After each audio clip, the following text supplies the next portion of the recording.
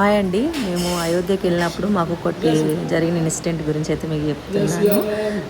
అయోధ్యకు ఎక్కడ చూసినా మీకు టెంపుల్స్ అనేది అయితే ఎక్కువ ఉంటాయి.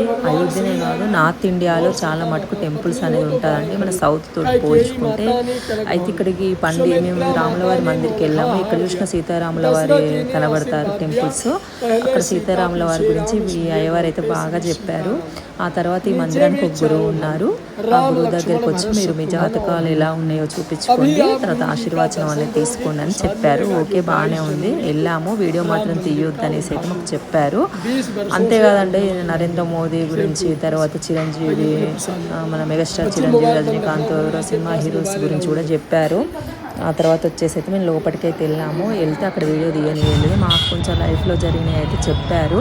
ఆ తర్వాత వచ్చేసి ఆయన ఏమన్నారంటే గురుదక్షిణగా 5,000 రూపాయలు ఇవ్వండి అనేసి అయితే డిమాండ్ చేశారు. మేమైతే ఒక్కసారి షాక్ అయిపోయాము.